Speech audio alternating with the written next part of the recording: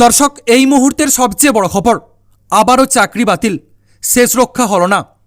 জাতিগত শংসাপত্র বিতর্কে চাকরি বাতিলের ঐতিহাসিক নির্দেশ দিল কলকাতা হাইকোর্ট। জানিয়ে আবারও শোরগোল শুরু হয়েছে পুরো রাজ্যে।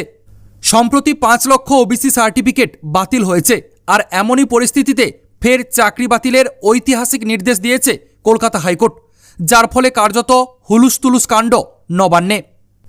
দীর্ঘ 14 বছর ধরে চাকরি করছিলেন, তবে শেষ রক্ষাটার হল না। সরাসরি নিয়োগ অবৈধ বলে জানিয়ে দিল কলকাতা হাইকোর্ট। জাতিগত শংসাপত্র বিতর্কে চাকরি বাতিল করে দিল আদালত।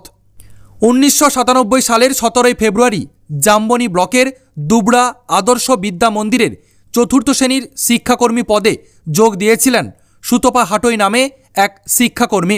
তার বাড়ি দুবড়া গ্রামে। তপশিলি জাতি সংরক্ষিত শিক্ষাকর্মীর পদে চাকরি পান। কলকাতা হাইকোর্টের বিচারপতি পার্থসারথী চট্টোপাধ্যায়ের সিঙ্গেল বেঞ্চ জানিয়ে দিয়েছে, ভুয়ো শংসাপত্র দাখিল করে সংরক্ষিত আসনে ওই শিক্ষাকর্মীর নিয়োগ পুরোপুরি অবৈধ। এই বিষয়ে প্রশাসনিক পদক্ষেপেরও নির্দেশ দিয়েছে কলকাতা হাইকোর্ট। তবে আদালতের নির্দেশে বেতন বাবদ প্রাপ্ত টাকা সুতপাকে ফেরত দিতে হবে না।